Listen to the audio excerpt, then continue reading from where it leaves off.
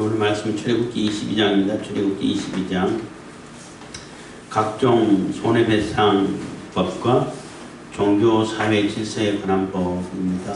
각종 손해배상법과 종교 사회 질서에 관한 법입니다. 21장, 22장, 23장까지는 이렇게 시민법에 대해서 쭉 설명해가고 있는 것이고, 조항대로 이렇게 하고 이렇게 하고 저렇게 하고 저렇게 하고 해서 서로 이웃 간에 서로 불편하지 않고 또 해를 끼치지 않고 서로 이렇게 편리하게 또 이렇게 불편함이 없이 지낼 수 있도록, 또 어떤 일이 발생했을 때는 어떻게 해결해야 할 것인지를 이렇게 정해주는 그러한 법인 거예요. 지난번에도 말씀드렸지만 시민법은 그 사회, 우리가 속해 있던 그 사회, 교회 공동체만 있는 게 아니잖아요. 우리가 살 때는 교회 공동체 안에 속했지만은 대한민국에 속해 있어요. 그래서 그렇기 때문에 교회 공동체에 따로 지켜야 할 시민법 같은 건 없어요. 그렇기 때문에 교회 공동체 입장에서 보면은 폐지됐다고 볼 수 있는데, 완전한 폐지가 아니고 그 사회, 그 지역 사회, 그 나라의 그 법으로 대체되고 또 이렇게 변형이 됐다라고 이해를 하시면 되는 것입니다. 그래서 우리가 사회를 살아가고 그 공동체를 그게 운영해가고 그 사회에 적응해가고 할 때에 서로가 이렇게 삶을 살다 보면은 또 어려운 점도 있고, 또 본의 아니게 손해를 끼친 적도 있고, 뭐 이렇게 할 때 어떻게 배상하고 어떻게 그 처리할 것인가, 거기에 대해서 어떻게 처리해 갈 것인가를 정해주는 법이라고 보시고, 또한 종교와 이게 사회 질서에 관한 법이라 했는데 그것도 뭐 간략하게 나왔습니다만은, 하나님 외에 다른 어떤 그 종교적인 활동도 그 미시적인 뭐 우상이라든지 음랑이라든지 이런 거 허용하지 않고 또 잘 지내고, 또 그 사회 질서를 어떻게 유지할 것인가, 또 그 사회 질서를 어떻게 세워갈 것인가를 간략하게 얘기해주고 있는 것입니다. 22장 1절입니다. 사람이 소나 양을 도적질하여 잡거나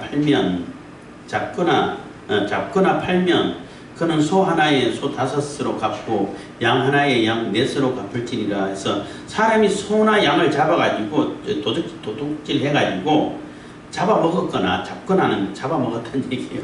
잡아먹었거나 또 아니면 딴 데 팔았다면은 거기에 대한 배상을 얘기하는 것인데, 소 하나에 소 5으로 갚고 5배로 갚으라는 얘기예요. 양 하나에 양 4으로 갚을지니라. 해서 양하고 소하고 같은 배상이 아니고 소가 훨씬 더 배상금이 크죠. 소가 훨씬 중요하고, 또 뭐 이렇게 제가 듣기로는 양을 훔치기는 쉽다 그래요. 양 조금만 힘쓰면은 절절절 따라오고 데려가면 되는데, 소는 안 그렇다는 거죠. 소는 굉장히 계획을 열심히 짜야 되고, 어떻게 소를 이렇게 훔칠 것인가 미리 계획을 해야 되고, 소는 이렇게 잘 따라가지도 않고 힘도 세고, 그러니까 소를 훔치기가 양 훔치는 게 비하면은 몇 배나 더 어렵다는 거예요. 몇 배나 더 어렵다는 얘기는 그만큼 계획을 해야 되잖아. 그만큼 미리 의도를 가지고 계획을 하고 또 궁리를 짜가지고 이렇게 해야 되잖아요. 그게 죄질이 훨씬 크다는 거예요. 나쁘다는 거예요. 그렇기 때문에 소 한 마리 5, 양은 4, 이렇게 차이가 난다고 보시면 되는 거예요. 그래서 그 심정의 죄질이 얼마나 더 나쁘냐 덜 나쁘냐도 가려가지고 처벌하라는 얘기가 되겠죠. 뭐 우리 형법에서도 뭐 같은 죄를 지어도 그 죄질이 너무 나쁘다, 반성 높다 그러면은 뭐 더 형량이 높고, 그 죄질이 그렇게 나쁘지 않고 초범이고 실수한 것 같다, 가실치사 같다, 가실치사 아니라 과실이 같다, 그러면은 형량이 좀 낮고 이렇게 되잖아요. 그런 법이라고 보시면 되겠습니다. 도적이 뚫고 들어옴을 보고 그를 쳐 죽이면 피 흘린 죄가 없으나, 그래서 도둑이 뚫고 그 당시는 이제 천막을 이렇게 치고 생활하잖아요. 광야에서는. 또 이제 가나안 땅에 가서 살 때도 이렇게 흙벽으로 이렇게 대강 집을 짓고 사는데 이렇게 부수면 그렇게 어렵지 않게 부서진다는 거죠. 천막은 그냥 칼로 쭉 찢으면 되는 것이고, 그래서 정상적인 문이 아니고 그냥 그 벽을 허문다든지 천막을 찢고 들어오면은 이게 그 정당방위를 얘기하는 거예요. 정당방위로 그를 쳐서 죽게 돼도 큰 죄가 없다는 것입니다. 그래서 왜 그렇게 엉뚱한 데로 가서 훔치러 들어가가지고 들어오냐는 거예요. 그래서 정당방위가 인정되는 얘기인 거예요. 그래서 요즘도 정당방위가 인정되는 경우들이 많고, 특히 미국 같은 데는 아주 뭐 세밀하게 더 많이 인정되고, 한국은 조금 덜 인정된다라고 볼 수 있어요. 좀 뭐 경찰이라든지 다른 어떤 사람들이 조금 더 분명히 정당 방위였는데 너무 과하다. 그거 뭐 지금 급한데 과하고 덜 과하고 있나요? 어떻게 하다 보면 더 심하게 그 피해를 줄 수도 있는 것인데, 어쨌든 뭐 그런 것이에요. 그래서 정당 방위를 인정하는 그런 법이라고 얘기할 수 있는데, 그것도 차등을 두라는 거죠. 그러니까 도적이 뚫고 들어와 가지고 막 들어와서 급한 경우에 그냥 도적을 쳐서 죽이게 되면은 피 흘린 죄가 없긴 없는데,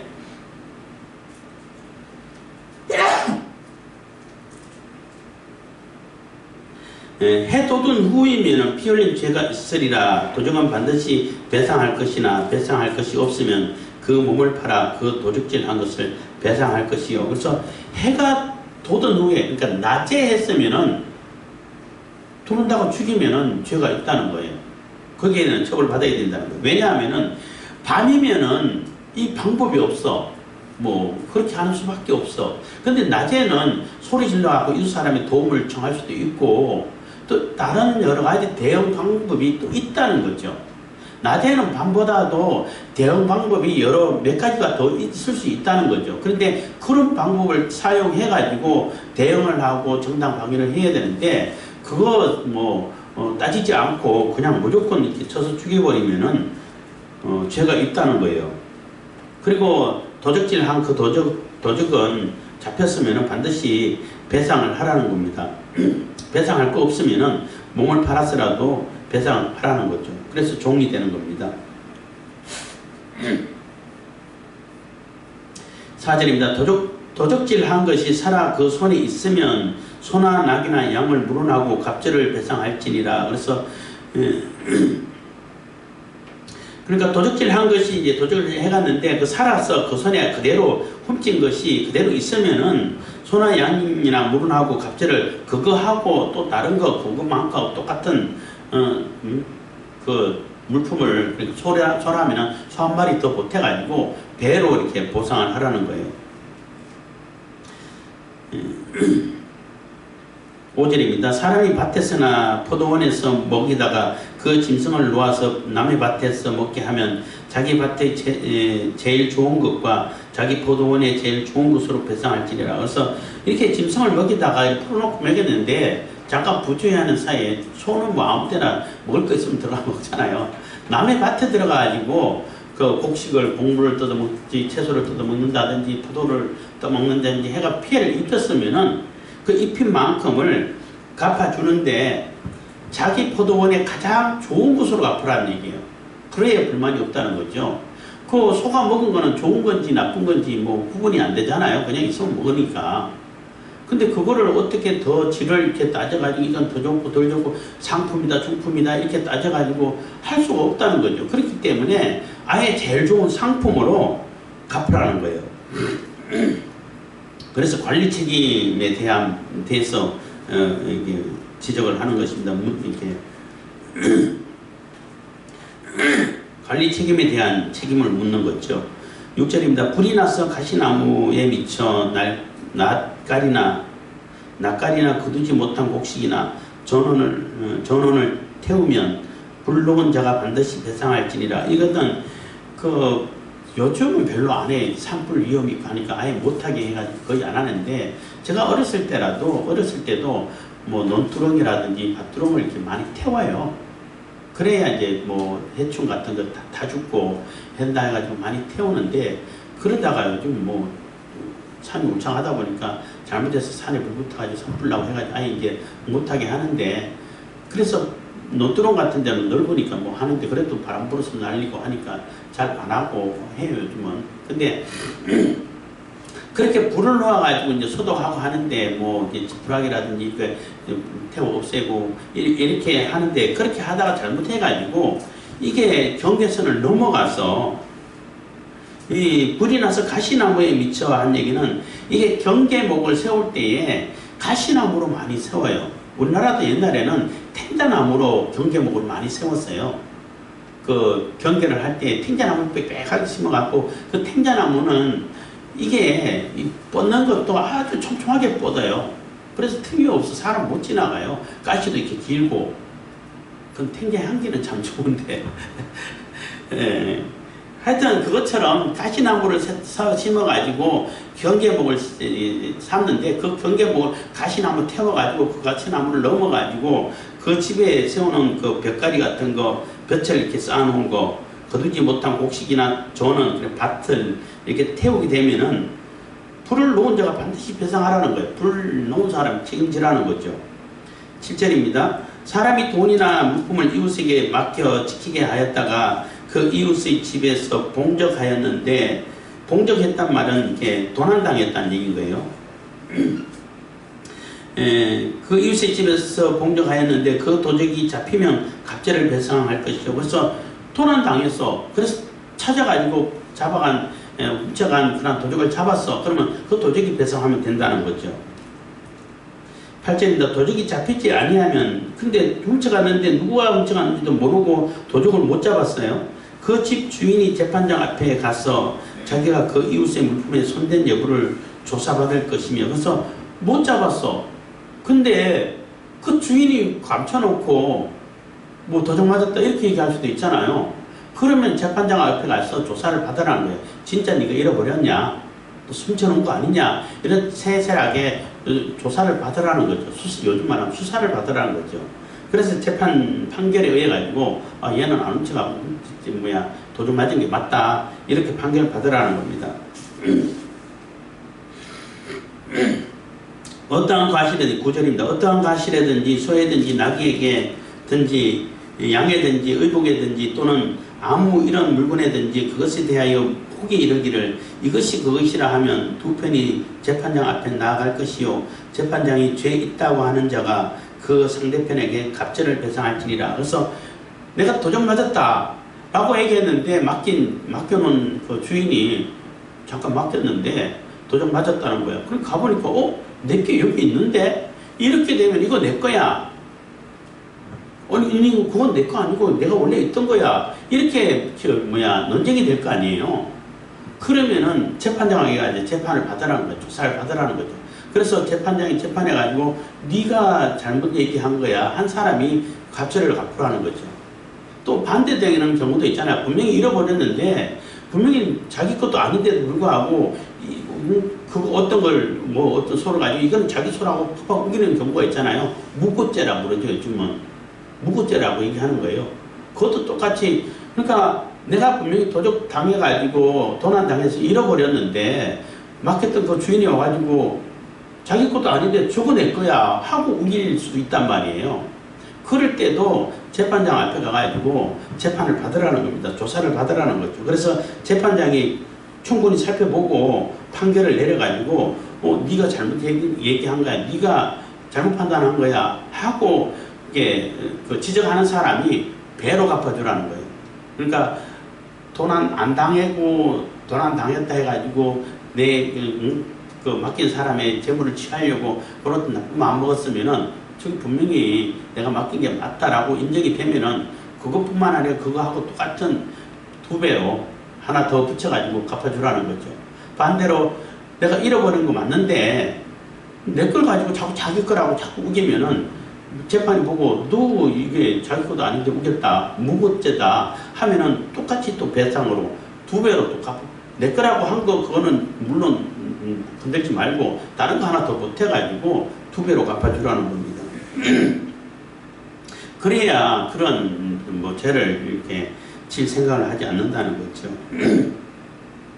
10절입니다. 사람이 낙이나 소나 양이나 다른 짐승을 이웃에게 맡겨 지키게 하였다가 죽거나 상하거나 몰려가도 본 사람이 없으면, 그래서 맡겼는데 어느 날 갑자기 죽어버렸어. 그래서 아니면 어디 빠져가지고 뭐 그 다리가 상했다든지 어디 가지고 막 도망가 버렸어. 그러면은 두 사람 사이에 맡은 자가 이웃의 것에 손을 대지 아니하였다고 여호와께로 맹세할 것이요 그 인자는 그대로 믿을 것이며 그 사람은 배상하지 아니하려니와. 그래서 맡겨가지고 잘 하고 있는데 어느 날 갑자기 특별한 것도 없는데 그 소가 죽어버렸어. 아니면 소가 갑자기 다리를 쩔룩쩔룩하고 못쓰게 하고 일어서지도 못해. 아니면 또 막 어디 가다가 저 혼자 도망가 버렸어. 그 뭐 일 관리하고 있는데 혼자 그냥 뛰어가지고 어디로 몰려가 버렸어.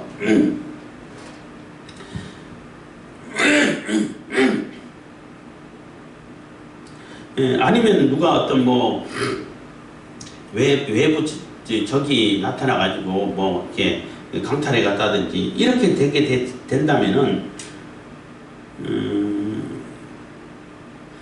그렇게 됐다면은 그 주인이 그 재판장 앞에 가서 이거는 내가 건든 게 아니다. 갑자기 쓰러서 죽었고 또 갑자기 좀 다리를 못 쓰게 해가지고 쓰게 돼가지고 뭐 넘어졌다든지 그렇게 되고 내가 전혀 예상하지 못했는데 어떤 도적들이 와가지고 뭐 잡아 끌고 가버렸다. 안 그러면 뭐 이유도 모르는데 소가 혼자 뛰어나가지고 저기 어디 딴 데로 가버려가지고 찾지도 못한다. 그러면은 어떻게 증명할 수 있는 방법이 없잖아요. 그러면은 재판장 앞에 가서 여호와 이름으로 맹세하라는 거예요. 내 절대 손 안 댔습니다. 여호와 하나님 이름으로 맹세합니다. 라고 맹세하게 되면은 그 맡겼던 주인은 그대로 믿으라는 거예요. 저 진짜인지 아닌지 어떻게 알아요? 그래도 믿으라는 거예요. 왜 그렇게 하냐면은 내가 하나님의 이름으로 맹세했잖아요. 내가 거짓 맹세를 했어. 내가 분명히 내가 다 감춰놨는데 안 훔쳤습니다. 내가 손에 안 끼쳤습니다. 거짓 맹세를 하잖아요. 그러면 누구에게 죄를 짓는 거예요? 하나님 앞에 하나님의 이름을 망령되이 일으켰고 함부로 하나님 이름으로 거짓말로 맹세했으니까 망령되이 일으켰고 도적질하지 말라는 것은 도적질하게 된 것이고 거짓 증거하게 된 것이고 몇 가지 죄가 하나님 앞에 죄가 당하는 거예요. 그럼 하나님으로부터 내가 차라리 내 갚아주고 말지 그렇잖아요. 갚아주고 말지 하나님으로부터 몇 가지 조항의 죄를 범한 죄를 이게 책임을 묻게 되고 하나님으로부터 이렇게 처벌을 받게 된다는 거예요. 그게 훨씬 더 무서운 거죠. 사람에게 내가 잘못해가지고 그럼 이거 내가 죄송합니다. 물어드리겠습니다. 하고 해버리면 끝나버릴 텐데 하나님 앞에 하나님 이름 걸고 거짓말을 했어. 그 하나님이 처벌하시겠다는 거예요. 그렇기 때문에 하나님이 처벌하시기 때문에 그 주인은 그 의심간다 하더라도 하나님의 이름으로 맹세했으면 그대로 믿으라는 거죠. 그리고 더 이상 문제 삼지 말고 하나님 처벌하도록 하나님 판단하셔가지고 진짜다 거짓말이다 판단해가지고 처벌하도록 하나님께 맡기라는 겁니다. 하나님이 살아계시면 훨씬 더 무거운 죄가 되겠죠. 그래서 절대 그렇게 거짓 맹세를 못하게 될 겁니다. 물론 하나님이 없다라고 생각하는 사람은 그렇게 하겠지만 하나님이 살아계시고 하나님을 다 우리의 여호와 하나님을 우리 하나님으로 섬기는 자들은 절대 그렇게 못한다는 겁니다. 몇 절이지? 12절. 만일 자기에게 봉적하였으면 자기에게서 내게서 봉적하였으면 그 임자에게 배상할 것이며 여기는 갑자기 벌써 자기가 누구를 얘기하는지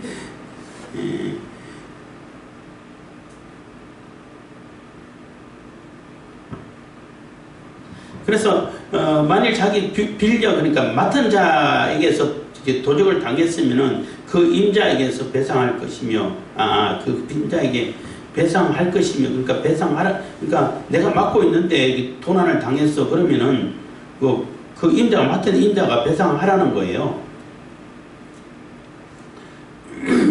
그냥 배상하면 되는데 뭐 아까 그거하고 조금 뭐가 그런데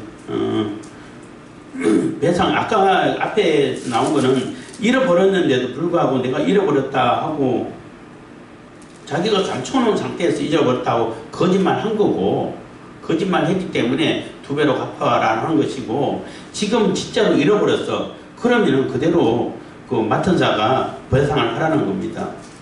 13절 만일 찢겼으면 누구 짐승이 잡아먹고 뜯어먹고 죽였다는 겁니다. 그것을 가져다가 증거할 것이요 그 찢긴 것에 대하여 배상하지 않을지니라. 그래서 키웠는데 가지고 있었는데 어떤 짐승이 늑대나 아니면 다른 사들이 곰이나 사자가 와가지고 잡아먹어가지고 뭐 뜯어먹고 그 일부를 남겨놓고 갔어. 그러면 그걸 가지고 내가 죽인 게 아니고 이 짐승이 뜯어먹었습니다 하고 증거를 하라는 거예요. 그렇게 하면은 배상하지 않아도 된다는 겁니다. 그래도 책임 져야 되지 않을까. 어쨌든 14절 만일 이웃에게 빌려온 것이 그 임자가 함께 있지 아니할 때에 상하거나 죽으면 반드시 배상하리니와. 그래서 빌려왔는데 이번에는 이제 그 어떤 사람을 맡긴 것이 아니라 내가 필요해서 빌려왔다는 거예요. 빌려왔는데 물론 그 빌려온 데 대해서 이렇게 세를 좀 비용도 줬겠죠. 어쨌든 빌려와가지고 쓰다가 가지고 있다가 그게 상하거나 죽었어. 소나 불이다 소가 상하거나 죽었어. 그러면은 배상하라는 겁니다. 그러면은 거기에 대한 배상을 하라는 것인데 그 임자가 그것과 함께 하였으면 그래서 내가 이 소를 쓰겠습니다 하고 임대료를 주고 빌려왔는데 그 임자가 같이 와가지고 같이 소를 부리다가 이 소가 죽었어. 그러면은 새 낸 것도 새를 위하여 왔은지 그러니까 새 준 것은 그대로 그 주인을 갖고 가지만은 주인이 함께 와가지고 그 소를 부리다 죽었기 때문에 거기에 대해서는 배상하지 않아도 된다는 거예요. 주인이 다 관리하고 있었기 때문에. 16절입니다. 사람이 정혼하지 아니한 처녀를 깨어 동침하였으면 빙패를 들여 아내로 삼을 것이죠. 그래서 이거는 혼인빙자 간음죄 이런 게 있었잖아요. 반드시 결혼할 거니까 미리 이렇게 우리 잘 지내자 같이 이렇게 자자 이렇게 해가지고 관계를 맺었어. 그리고 모른 채 해버리면 안 된다는 거예요. 만약에 그렇게 했으면 반드시 결혼하라는 거예요. 아내를 삼으라는 거예요. 그래서 절대 버리지 못할 아내로 삼으라는 거죠. 17절 만일 그 아비가 그로 그에게 주기를 거절하면 그 처녀는 그 처녀에게 빙패하는 일례로 돈을 낼지니라. 그래서 그 당시는 아버지가 다 이렇게 재량권을 갖고 있잖아요. 그 딸도 아버지가 다 이렇게 결정을 한다고 결혼을 시킬 것인가 말 것인가 아무리 둘이 좋아도 안 돼 그러면 못 하는 거예요. 하여튼 그런데 그 아버지가 봤을 때는 그렇게 혼인빙자 간음죄를 졌지만은 처남자에게는 도저히 딸을 맡길 수가 없어. 너무나 이렇게 불성실하고 도저히 안 되겠어. 마음에 들지도 않아. 나 딸 못 주겠어 하면 결혼 못 하는 거예요. 그러면은 결혼할 때 지참금, 빙패라는 얘기는 지참금을 얘기하는데 그걸 그대로 주라는 거죠. 주고 끝내라는 거죠. 그 아내로 삼아도 된다 그러면은 그 지참금을 주고 아내로 삼아서 결혼을 해야 되지만은 그 아버지가 노, 싫어 이렇게 하면은 지참금만 주라는 거예요. 그렇게 책임지라는 것입니다. 그래서 절대 책임을 져라는 겁니다. 그게 자기 행동에 대한 18절 너는 무당을 살려두지 말지니라. 무당 절대 살려두지 말고 그러니까 미신 같은 그러한 신앙 습관이 한국 교회에 너무나 많이 들어있는데 그거 다 무당 짓이에요. 그거 하지 말라고. 그래서 대놓고 나는 무당이야 하는 사람들 절대 용납하지 말라는 거예요. 지금은 이스라엘 우리 사회는 다 종교 사회 다원화 사회이기 때문에 제 무당한다고 해가지고 죽이면 안 돼. 근데 우리 교회 내에 들어와 가지고 무당질하고 여기서 투닥거리 하면 종교 자유가 있는데 투닥거리 하겠습니다 하면은 쫓아낼 권리가 있어요. 그래도 안 되면 물론 죽일 수는 없지만은 경찰에 신고해갖고 이거 주거 침범 이렇게 신고를 해야 돼. 하면은 내 권리를 찾을 수 있는 거예요. 근데 내가 관리하는 내 영향권을 내가 내 소유도 아닌 그 지역에서 하는 것은 지금 우리로서는 뭐라고 할 수 있는 방법이 없잖아요. 없는데 이스라엘 사회는 하나님 나라 공동체 사회란 말이에요. 거기는 이스라엘 여호와 하는 외에는 아무도 다른 신을 이렇게 섬기지 말라고 했고, 이스라엘 지역 내이기 때문에 거기서는 절대 미신이라든지 무당을 살려두지 말라는 거죠. 그걸 잘 이해를 하셔야 돼요. 그래서 미신을 우상을 다 부수라 그랬다, 무당을 살려두지 말라 그랬다 해가지고 괜히 엉뚱한 절에 가가지고 막 훼손을 하고 그러면 안 돼요. 그거는 우리가 확보하고 내 소유가 아니잖아요. 그렇게 하면 안 돼. 내 소유로 확실히 한 다음에 내 권리, 사용권을 가지고 확보된 그곳에서 그런 일이 벌어지면 안 되죠. 그것을 다 처리를 해야 되는 겁니다. 그렇게 일을 하셔야 돼요. 19절, 짐승과 행동하는 자는 반드시 죽일지니라. 그래서 짐승과 이렇게 또 난잡한 짓을 하는 것은 너무나 더러운 짓인데, 근데 너무나 많이 행행하고 있어요. 캐나다 같은 경우는 짐승하고도 결혼이 성립이 돼, 인정이 돼요. 남편이 개고 고양이고 또 부인이 그렇고 그게 무슨 짓이야. 그게 창조 질서를 완전히 파괴하는 것이고 하나님의 형상을 모독하는 짓이고 하나님을 모독하는 짓이에요. 그거는. 그리고 또 염소를 갖다 놓고 또 이렇게 매춘하게 하는 큰 일도 있다고. 아유, 참 입에 담기도 힘들지만 절대 그런 사람들 살려두지 말라는 겁니다. 이것도 시민법이기 때문에 그것에 대해서 우리 한국 사회에서 죄로 정하면은 한국법에서 처벌을 받고 형량을 받으면 되는 거예요. 이게 변형이 됐다고 보시면 되죠. 그렇지만 교회 공동체 안에서는 절대 그런 일이 있게 해서는 안 되고, 있으면은 쫓아내야 되는 것이죠. 이제 사용권이 없으니까 쫓아내서 그런 일을 못하게 해야 된다는 것입니다. 20절, 여호와 외에 다른 신에게 희생을 드리는 자는 멸할지니라. 그래서 여호와 외에 다른 신을 희생을 드린 자는 멸하라. 그냥 죽이라는 얘기가 아니고, 멸하라는 얘기는 당연히 죽이고 그들이 사용하고 있는 그러한 도구라든지 환경이라든지 다 파괴해서 없애라는 거예요. 완전히 흔적을 다 지워버리라는 얘기예요.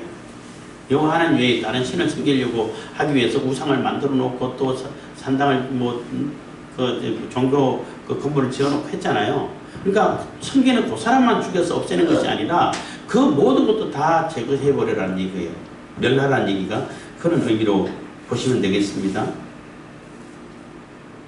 21절, 너는 이방 나그네를 압제하지 말며 그들을 학대하지 말라. 너희도 애굽 땅에서 나그네이었음이니라. 그래서 이방 나그네들을 압제하지 말고 괜히 부당한 일을 시키지 말고, 또 일을 했으면 임금 제대로 주고 그렇게 하라는 거예요. 너희들도 애굽에서 나그네 됐지 않았냐, 430년 동안 나그네로 살지 않았냐 하는 얘기인 것입니다. 그래서 그 상대방을 좀 배려해주고 똑같이 대해주라는 거죠. 학대하지 말라는 겁니다. 요즘 한국에서는 외국인을 우대해가지고 내국인을 더 제재를 심하게 해서 그게 역차별이 돼가지고 문제가 됩니다만은 어쨌든 21절, 너는 이방 나그네를 압제하지 말며 했구나. 그들을 학대하지 말라. 너희도 애굽 땅에서 나그네이었음이니라. 22절, 너는 과부나 고아를 해롭게 하지 말라. 그래서 과부나 고아를 절대 해롭게 하지 말고 그들을 착취하지 말고 보호해 주라는 얘기예요. 보호자가 없으니까 너희들이라도 보호해 줘야 되지 않냐는 거죠. 제가 종종 말씀드립니다만은 국가 권력을 왜 줬냐 하면은 국민을 보호하라고 준 거예요.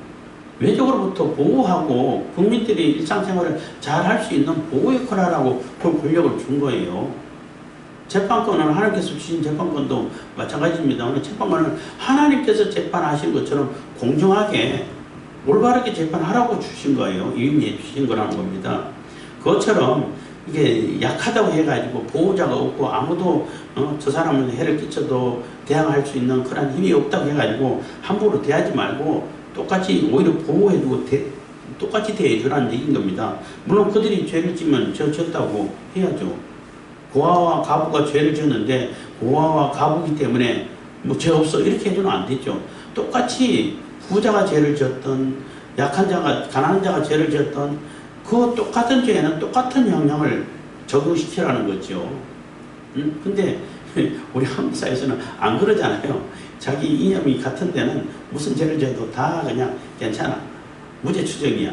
근데 자기하고 반대되는 그런 세계는 분명히 똑같은데, 똑같은 책임인데, 막 유죄 추정이야. 이러면 안 된다는 겁니다.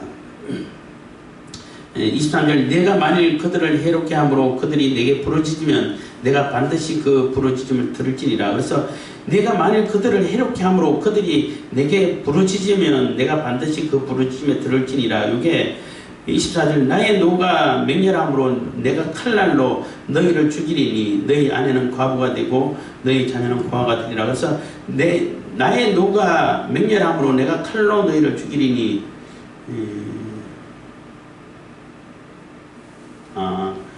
이제 23절, 그 부르짖음을 내가 들을지니라 할 때 그 원어를 이렇게 풀이해 놓은 걸 보면은 네가 부르짖으면 내가 듣고 들을 것이다. 이렇게 시적으로 이렇게 써놨어요. 반드시 듣는다는 거죠. 그러니까 고아와 과부가 억울함을 당해가지고 부르짖고 하나님께 또 부르짖으면은 내가 반드시 그 소리를 듣고 세세하게 또 듣겠다는 얘기예요. 듣고 듣겠다는 얘기예요. 그래가지고 듣고 네가 그렇게 부당하게 억울하게 했으면은 네가 한 대로 그대로 하나님께서 갚아주시겠다는 거죠. 고아와 과부를 해롭게 했기 때문에 너 자녀, 너 부인도 고아와 과부로 만들어버리겠다는 겁니다. 너 죽이겠다는 얘기죠. 24절은 그래서 나의 노가 맹렬함으로 내가 칼로 너희를 죽이리니 너희 아내는 과부가 되고 너희 자녀는 고아가 되리라. 26절, 그래서 절대 그렇게 억울하게 만들지 말라는 거죠. 25절, 네가 만일 너와 함께한 나의 백성 중 가난한 자에게 돈을 꾸이거든 너는 그에게 체주같이 하지 말며 별일을 받지 말 것이며. 그래서 너희가 만일 너와 함께한 나의 백성, 너희하고 같이 지내는 하나님의 백성된 그 사람들에게는 이자 받지 말라는 거예요.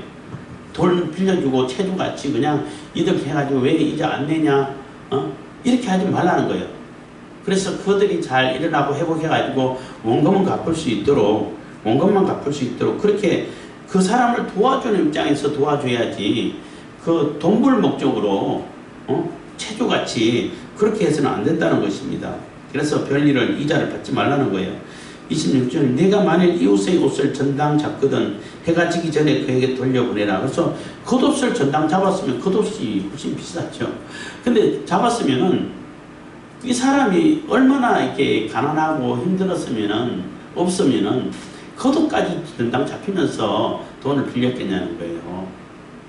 그렇기 때문에 그 사람은 우리나라는 뭐 덜하지만은 낮과 밤의 기온 차이가 너무 크기 때문에 밤에는 그 겉옷이 이불이 된다고, 겉을 덮고 자야 되는데 덮을 것이 없어.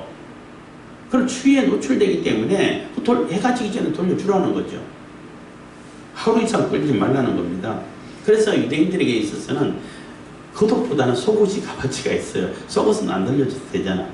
그래서 마태복음에서는 이게 겉옷을 취하려고 하면 속옷까지 주라 이렇게 나오고, 마가복음 다른 누가복음에서는 겉옷이 속옷을 취하려고 하면 겉옷을 주라 이렇게 나와요. 그러니까 마가복음, 누가복음에는 로마인들이라든지 일반 이방인들하고 같이 헬라 사람들을 상대로 썼기 때문에 그 사람들에게서는 겉옷이 훨씬 값어치가 크죠. 하여튼 그렇게 나와 있습니다. 27절, 그 몸을 가릴 것이 이것뿐이라, 이뿐이라. 이는 그 살에 오신 저 그가 무엇을 입고 자겠느냐. 그가 내게 부르짖으면 내가 들으리니 나는 자비한 자임이니라. 그래서 하나님께 이것도, 하나님 이거 나 이렇게 돈이 없어가지고 저 전당 잡혔는데 그것도 안 돌려줍니다. 추워서 못 자겠습니다. 함께 호소하면은 하나님께서 그것도 들으신다는 거예요. 듣고 그게 대한 책임을 묻겠다는 것입니다. 하나님은 자비한 자다. 그래서 자비를 좀 베풀라는 거죠. 헤세드, 하나님은 헤세드를 베풀어 주시는 하나님이시라는 겁니다. 그러니까 하나님이 베풀어 주신 그 헤세드를 힘입었으면은 우리도 사람들에게 그런 헤세드를, 자비를 또 뭐 인자를 베풀라는 거죠. 28절 너는 재판장을 욕하지 말며 백성의 유사를 저주하지 말지니라. 그래서 재판장을 욕하지 말고 백성들의 유사 권력자들을 얘기하는 거예요. 저주하지 말라는 거예요. 재판장도 그렇고 권력자도 그렇고 하나님께서 위임해 주시는 거라는 거죠. 물론 뭐 모든 권력은 뭐 국민에게서 나온다 한다 할지라도 하나님이 위임해 주신 거예요. 재판권도 하나님께서 위임해 주신 거예요. 그래서 하나님이 우리를 보호하듯이 그 권력 가지고 백성들을 보호하고 국민들을 보호하고 국민들이 일상 자기 생업에 충실할 수 있도록 집중할 수 있도록 외적이 못 쳐들어오도록 막는 역할을 해주라고 권력을 준 것이고, 좌로나 우로나 치우치지 않고 공의를 따라서 의를 따라서 하나님이 판결하시는 것처럼 판결하라고 재판권을 주신 거예요. 근데 그렇게 재판권을 행사해야 되는데 그렇게 행사하지 않으면 하나님께서 반드시 책임을 물으시겠다는 겁니다. 반드시 책임지우겠다는 겁니다. 그리고 그 정통성을 가지고 있고 정당한 재판, 공의를 따라서 재판했으면은 그 재판에 복종하라는 거죠. 불평하지 말라는 거예요. 내가 지은 죄값을 그대로 받기 때문에 그대로 인정하라는 겁니다. 그래서 저주하거나 욕하지 말라는 거예요. 29절 너는 너의 추수한 것과 너의 짜낸 즙을 드리게 말지며 너희의 처음 난 아들들을 내게 줄지며. 그래서 너의 추수한 것, 처음 이렇게 포도주 즙을 짜가지고 이렇게 소출을 낸 것, 거기에서 하나님께 드려야 될 것을 바로바로 드리라는 거예요. 더디하지 말라는 얘기는 이거 쓰고 저거 쓰고 다 하고 헌금해야 되는데 헌금 없다, 잠깐 빌려줘, 이렇게 하지 말라는 거예요. 그런 사람들이 종종 있었잖아요. 그래갖고 헌금 훈련시킬 때 소득이 생기면은 거기서 바로 11조를 떼고 하나님께 드릴 것은 바로 다 구별을 해놓으라는 거예요. 그런 거 쓰라는 거예요. 내 쓸 거 다 쓰고 하나님께 드릴 거 별거 없는데 요것만 드렸지 하나님 뭐 정성을 보시지 뭐 금액을 보시나? 그건 하나님 모욕하는 거예요. 그렇게 하지 말라는 것입니다. 그래서 더디하지 말라는 얘기는 처음부터 하나님 것은 하나님 것으로 구별해 두라는 거예요. 그렇게 사용하라는 것입니다. 이 30절 너의 소와 양도 그 일례로 하되 7일 동안 어미와 함께 있게 하다가 8일 만에 내게 줄지니라. 그래서 처음 난 아들들은 다 하나님의 것이야. 왜냐하면 뭐 애굽에서 열 번째 장이 장자들이 다 죽었잖아요. 근데 이스라엘 장자들은 안 죽었어. 그러니까 하나님 것이야. 하나님의 것이기 때문에 첫 아들은 다 하나님의 것이기 때문에 하나님의 것입니다 하고 속전을 내야 돼. 그래서 뭐 레위인 한 사람을 대비해가지고 맡으라 이런 얘기도 하고 하는데 하나님 것입니다 라는 그런 속전을 다 내야 되는 거예요. 그러니까 돈을 다 내야 된다는 거죠. 그리고 동물들도 처음 난 것이면 하나님께 다 드리라는 거죠. 번제로 드리라는 거예요. 근데 낳자마자 바로 드리지 말고 7일 동안 어미 젖을 먹이게 하라는 거죠. 그래야 8일째 할려받는 것하고 비슷한 의미가 되는데 7일 동안 젖을 먹여야 어미도 7일 동안 먹였기 때문에 분명히 내 자식을 낳았는데 젖먹일 자신이 없으면은 그 짐승도 그래도 그 모성애가 있는데 애탈 것이라는 거죠. 그래서 그것도 생각하고 또 8일 정도 돼야 제대로 가축처럼 다닌다는 거죠. 뭐 가축은 낳자마자 걷긴 해요. 걷는데 좀 비틀비틀 하잖아요. 그래서 핥아주고 하는데 7일 정도 지나야 온전한 상태가 된다는 거예요. 그래서 온전한 상태, 온전한 것을 하나님께 드리라 하는 그런 의미도 있는 것입니다. 그래서 7일 동안 8일, 이것도 숫자에 다 상징이 들어있죠. 완전 수고, 8일 영원한 수고, 뭐 이런 것이 있어요. 31절입니다. 너희는 내게 거룩한 사람이 될지니 그래서 짐승에게 찢은 것의 고기를 먹지 말고 개에게 던질지니라. 그래서 너희는 하나님의 백성이기 때문에 하나님께 속한 자들이기 때문에 거룩한 자가 되어야 된다는 거예요. 내가 거룩하니 너희도 거룩하라는 거예요. 그게 하나님의 백성이라는 거죠. 하나님은 거룩하신데 너무나 거룩하신 분이라 가지고 천사들도 그거 수행하는 그런 그룹들도 이게 부정하다 할 정도인데 눈을 가리고 입을 가리고 하는 그런 정도인데 그렇게 거룩하신 분인데 그 거룩하신 분의 백성이면은 당연히 거룩해야 된다는 거예요. 그래서 거룩한 그 삶의 모습이 어떠하냐면은 앞에서 얘기하는 그러한 법을 충실히 지키는 것이, 그 법을 따라서 하는 것이, 그 법을 향해서 그 법을 따라서 하는 것이 거룩한 백성으로 사는 방법이 된다는 거죠. 그래서 율법은 그 성화의 조건으로 주신 것이지 구원의 조건으로 주신 것이 아니에요. 이미 출애굽해가지고 하나님 백성으로 이미 삼아 주셨잖아요. 삼아 주셨기 때문에 이미 하나님 백성이야. 그러면 어떻게 살아야 돼? 이렇게 율법을 따라서 이렇게 살아야지. 이게 되는 거예요. 물론 율법의 요구를 인간이 다 충족시키지는 못하죠. 그래서 예수 그리스도가 필요한 겁니다. 그래서 짐승에게 찢겨가지고 죽은 그 고기들 뭐 이렇게 덜어내고 먹어도 되잖아. 근데 짐승에게 찢겼기 때문에 피도 다 안 빠졌고, 피채 먹지 말라고 했으니까 피도 다 안 빠졌고, 또 짐승이 먹던 거고 하니까 세상 사람들하고 그렇게 똑같이 분별 없이 그렇게 살지 말고 구별을 하라는 거예요. 이거는 부정한 거, 이건 정한 것, 구별해가지고 거룩한 백성이 되라는 거죠. 그게 목적은 이 법을 주시고 한 그 모든 목적도 거룩한 백성이 되라는 거예요. 거룩한 백성들이 거룩한 백성으로 살기 위한 하나는 그 이적표가 되는 그런 것이 율법이 되는 것입니다. 기도하겠습니다. 사랑해 주시는 감사합니다. 이 시간에도 은혜와 보호해 주신 것